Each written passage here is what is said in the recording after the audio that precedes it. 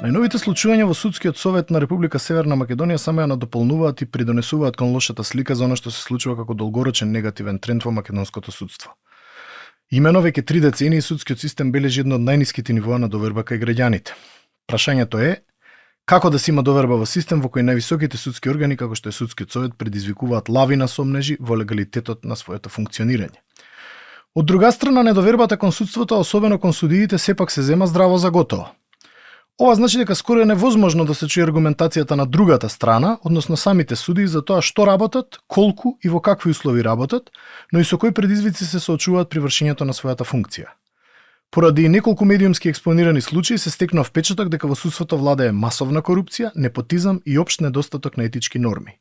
Со други зборови, сите судии, и оние кои често и навремено си ја вршат својата работа, но и оние кои се дел од овие коруптивни непотистички практики, се ставаат во ист кош, без при тоа барем да се обидеме да направиме некаква анализа за реалната состојба на условите и предизвиците со кои судиите секојдневно се соочуваат.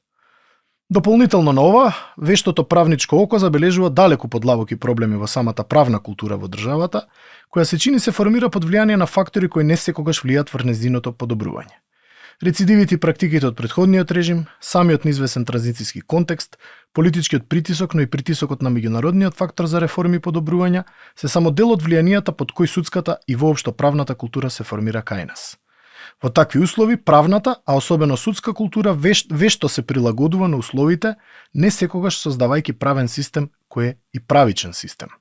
За предизвиците со кои се соочуваат судиите, но и правната и судска култура кај нас, зборуваме со Софија Спасова Медарска, судика во Основниот граѓански суд Скопје, и доцент доктор Денис Прешова, професор по уставно право и политички систем на Правниот факултет Јустинијан I во Скопје.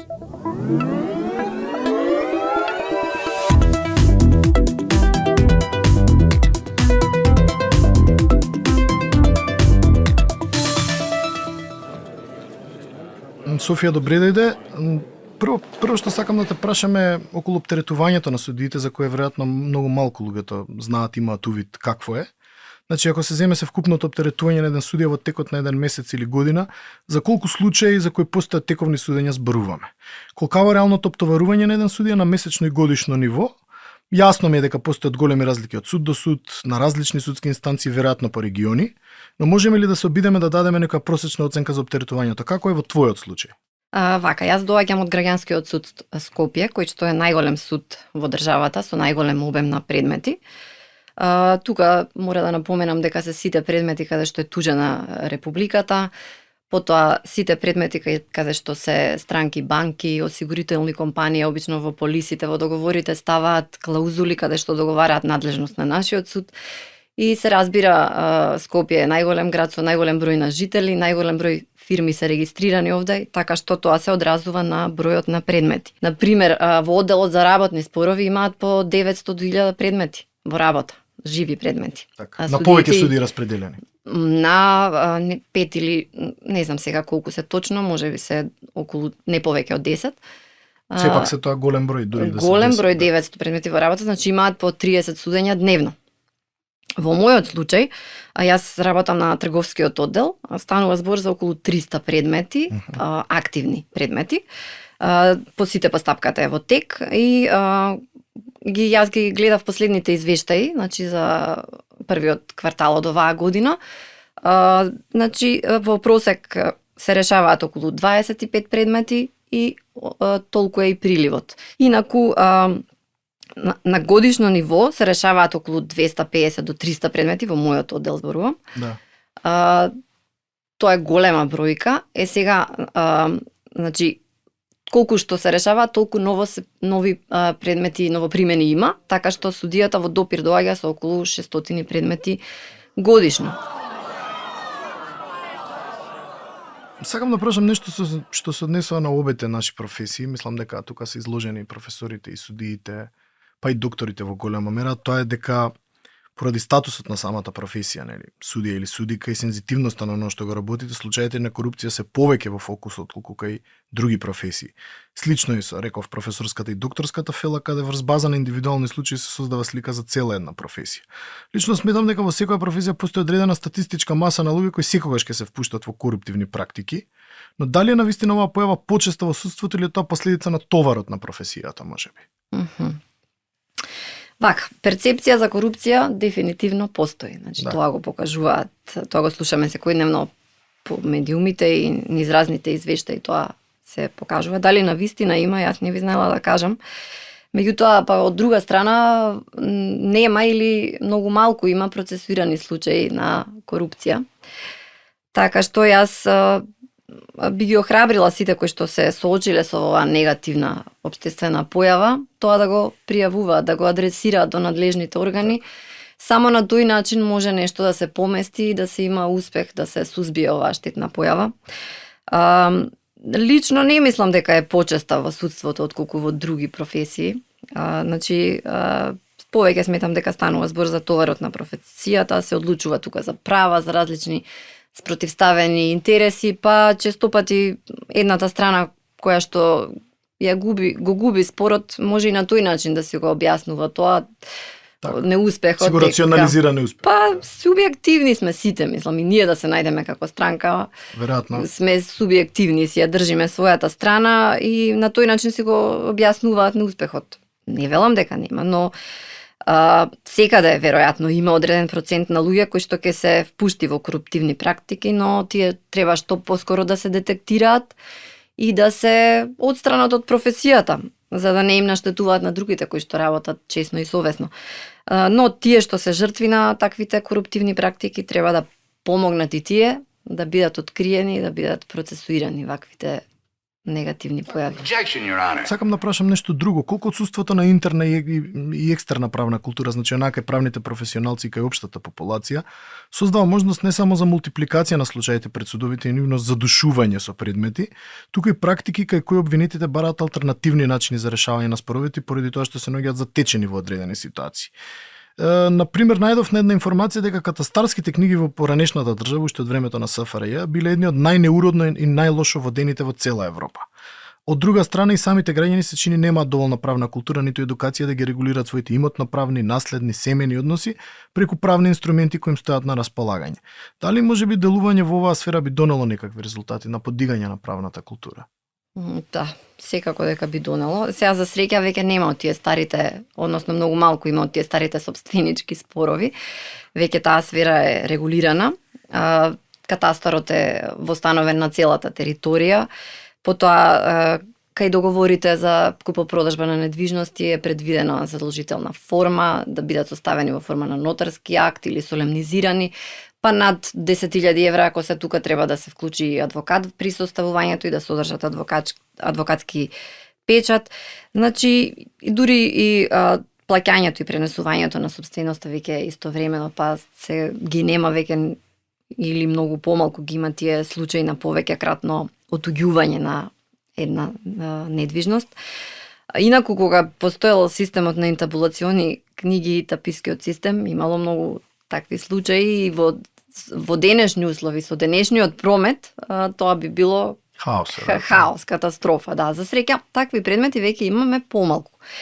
Сега, во областа на семејните односи, значи се користат правните инструменти кои што стојат на располагање, како што се, например, договорите за доживотна издршка, за отстапување на време на имот за време на живот, за дар, тестаментите, имаме судскиот и кај нотар, тестамент во форма на нотарски акт, предбрачни договори се уште нема, но мислам дека се работи во областа на имотно-правните прашања ќе бидат тие, мислам дека се работи на тоа, но во моментов не се дозволени, такви договори нема.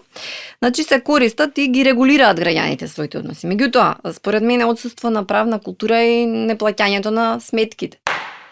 Добро, и конечно сакам да прашам како да се справиме со она што е рак рана на судството откако има независна македонска држава, тоа е нискиот рейтинг. Како оваа проблематика изгледа од перспектива на една судика, што би препорачала да се преземе во оваа смисла, да се малку барем да се подобри довербата во судството и обвинителството кај општата јавност. Да. Според мене најголемиот дел од проблемите се од организацијски вид. Значи, потребна ни е реорганизација. Значи, пред се еднаш треба да се определи кој е максималниот број на предмети кој што може да му биде доделен во работа на еден судија, за да може побрзо и поквалитетно да ја спроведе постапката и да може да изготви една добра аргументирана судска одлука. На тој начин, според оптималниот број на предмети кои што може секој да го има во работа, треба да се определи потребниот број на судии во нашата држава и потребниот број на стручни судски службеници. Бидејќи секој предмет е еден проблем. И секој човек, дури оној кој што е обучен да го работи тој да решава проблеми, не може во текот на еден ден да реши 100 проблеми. Може да реши 1, 2, 3, 5, другите ќе почне да греши. Значи и судијата не можеме ние да го оптеретуваме со преголем обем на работа ако очекуваме квалитетно правораздавање. Не може да го претвориме од ChatGPT со други зборови. Да, не е компјутер, значи сепак се работи за човек. Иско така треба да се поработи на рамномерната распределба на предметите по региони во државата. Значи не може се да биде сконцентрирано во скопските судови. Софија, благодарам за гостувањето. Имавме уникатна прилика, ми се чини, да видиме перспективата на еден судија, на една судика поточно, на оваа проблематика која толку многу не тангира сите, за која толку многу се зборува во последно време. Се надам дека ова нема да ти биде последно гостување и дека можеби следниот пат ќе се слушнеме или ќе се видиме со малку подобри состојби во судството. Ви благодарам за поканата, ми беше чест и задоволство да бидам ваша гостинка и се надевам дека успеав да дадам одговор на она што ве интересираше и што би ги интересирало слушателите. Секако. Ви благодарам. Благодарам уште еднаш.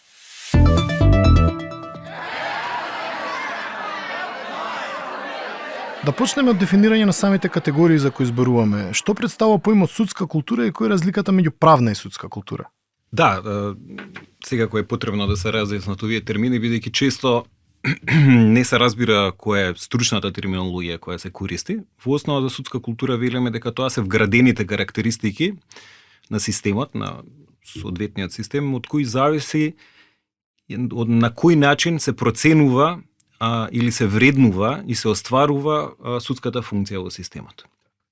Во односите со правната култура, бидејќи ке правната култура имаме екстерен, односно надворешен и внатрешен аспект, обично се поврзува со специфичен дел од внатрешната правна култура на еден систем, кој се поврзува, се разбира, со еден специфичен сегмент, а тоа е судството.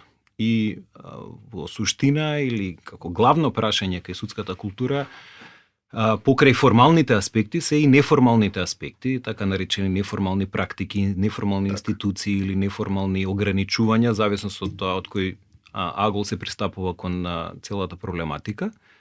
И во центарот често се ставаат прашањата на само перцепција или како самите судии се перцепираат, како ја дефинираат сопствената улога во дадениот систем.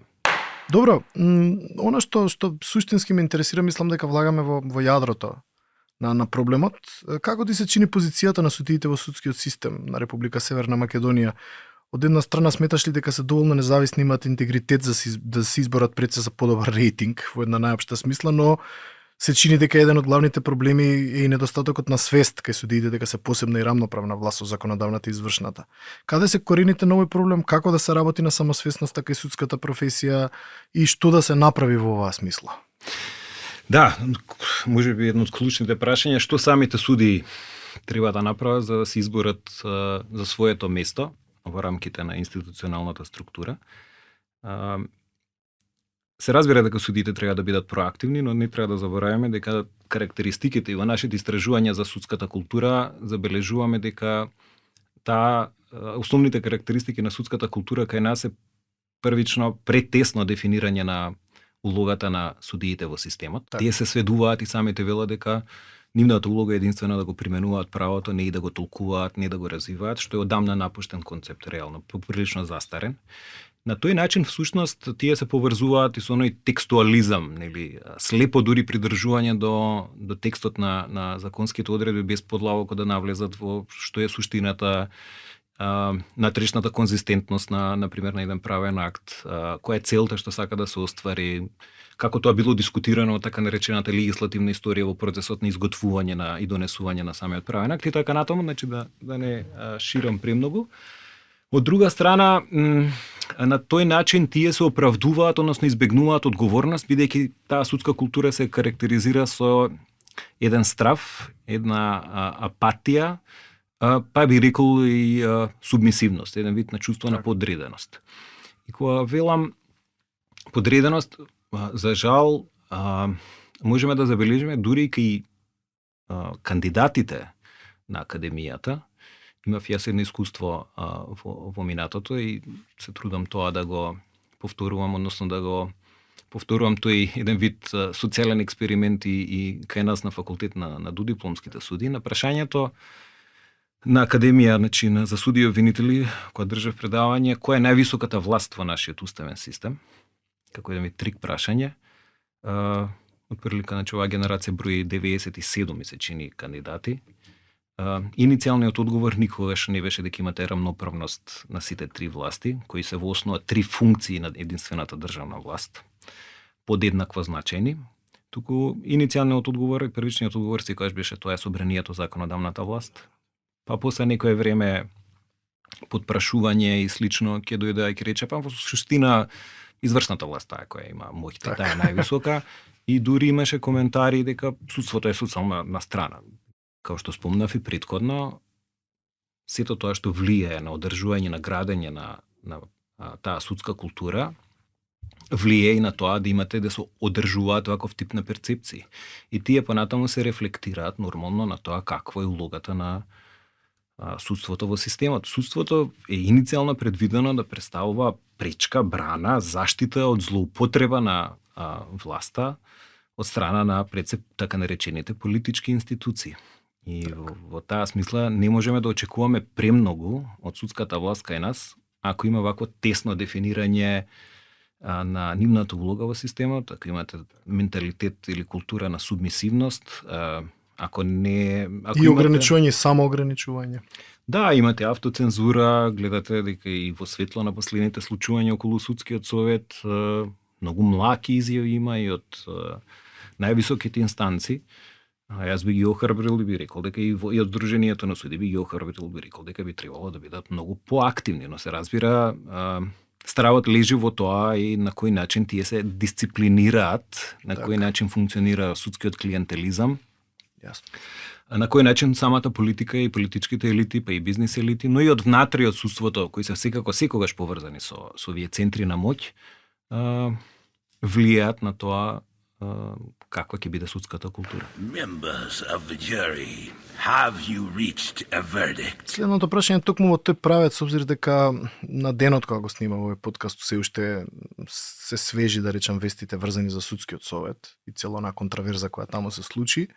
Каква треба суштински да е неговата улога во поставеноста на македонскиот правосуден систем, зборуваме секако за судскиот совет? Често се доживува како орган кој е задолжен да казнува и врши притисок врз судиите, но која би требало да биде неговата вистинска улога? Токму така. Истражувањата ни покажуваат дека речиси сите суди го перцепираат судскиот совет низ неговата репресивна улога што има во системот, а тоа е во основа контрадикторно со она што треба да биде вистинската улога, односно и декларираната улога и што би требало да биде вистинската улога на судскиот совет во еден систем. Судскиот совет и кај нас и законски и со уставот е дефиниран како тело, посебно тело независно самостојно, кој треба да ја гарантира, да ја штити независноста на судството. Би требало да се подразбере и на индивидуалните суди, но иако тоа не е наведено експлицитно, но би требало да се подразбере. Вие забележете колкав е бројот и диспаритетот во однос на бројот на разрешени суди и бројот на изречени дисциплински мерки. Разрешувањето треба да биде последната мерка која ќе се изрече, ултима рацио мерка. Само ако ништо друго не може да вроди со плод, тоа треба да се случи, бидејќи сметете дека секој разрешување на судија праќа сигнали во целото судство. Ако е прелесно разрешувањето, тоа значи дека одредени центри на моќ ми праќаат предупредувачки сигнал, внимавајте што правите, ве следиме, ако некаде погрешите ќе ве санкционираме. Ако сте добри, ќе ве наградиме, ќе ве унапредиме и тука се забележуваат најголемите влијанија во основа и на судската култура и на перцепцијата за улогата на судскиот совет. Значи, судскиот совет не е суд, не е никаква судска инстанца, тоа е еден вид на управен орган кој треба да го менаџира судството и одлучува за судската кариера, кој е некако во рамките при судството, но не е суд. Така, јасно. И тоа најчесто кај нас се заборава. И за тоа и улогата на судскиот совет веќе е деформирана и изместена, и би требало да се работи на тоа, но само промена на формалните правила нема да донесе ништо. We, the jury, find the defendant guilty. Конечно, што би препорачал да се преземе со цел да се адресира ниската доверба кај граѓаните во однос на правосудниот систем? Верувам дека не постојат брзи решенија, но што би требало да се смени на среден и долг рок со цел да се зголеми довербата на просечниот граѓанин кон судиите и судството воопшто? Да, кај нас рефлексно веднаш се тргнува од промена на правната рамка, на најчесто законски измени, и ние наназад години веќе добиваме коментари дека треба малку да забавиме со таа пречеста промена на законите и да оставиме нешто да профункционира. Ова инаку исто така, читајќи претходно за едно истражување поврзано со континуитетот на социјалистичката правна традиција, забележав дека и во тој период исто така размислувањето било дека има потреба системот од пречести промени на правната рамка, заради тоа што општествената реалност е премногу динамична и мора константно се да биде регулирано со законите, што всушност е повторно еден деформиран поглед на улогата на правото во системот, а адекватно на тоа понатаму и на самото судство. Значи, рефлексно кај нас се оди веднаш на законски решенија. И ние, верувајте, каков и год модел да донесеме во овој момент. Под вакви околности, на ваква судска култура и ваков судски менталитет, ништо нема да ги даде посакуваните резултати. Додека паралелно не почнеме да работиме на подолгорочни ефекти од промена на судскиот менталитет, почнувајќи од правничкото образование, тоа што го спомнав и претходно, обуката на судиите, начинот на кој тие се обучуваат, и судската социализација преку судски менторствата во рамките на судството, но и односот на посениорните судеви, бидејќи имате длабоко вкоренет менталитет на хиерархија во рамките на судството, каде што е со едното око секојаш судиите гледаат што ќе одлучи повисокиот суд, а со другото гледаат вистинските право раздаваат и како да избегнат некаква одговорност. И тоа претходно го имам кажано. Политиката нема да одолее искушението да врши влијание да го контролира судството, се додека политичката цена за тоа не стане преголема. Така. Политичката цена ќе стане поголема и повисока доколку судиите се многу поактивни.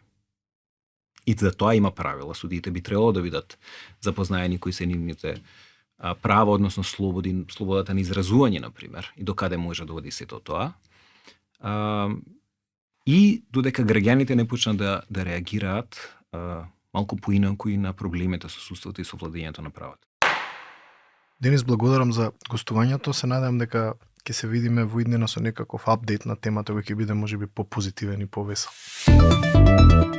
Јасно е дека судската култура во македонското општество е тема на која ќе треба многу да се работи и дека правосудниот систем допрва треба да вложи многу напор со цел да се надмине состојбата на недоверба и ниски очекувања. Затоа наместо заклучок, за крај две важни поенти.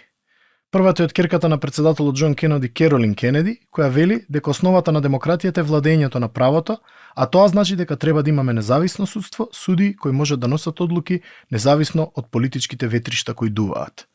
Вториот цитат е директно од далечниот претходник на низиниот татко, председателот Ендрю Џексон, кој рекол дека сите права обезбедени на граѓаните со уставот не вредат ништо и се само празна приказна, освен кога нив ги гарантира независно и доблесно судство. Се чини дека кај нас судството треба прво да се избори за независност, за дури потоа да можеме да отвориме темата на доблесноста. До слушање од вашиот домаќин Ненад Марковиќ.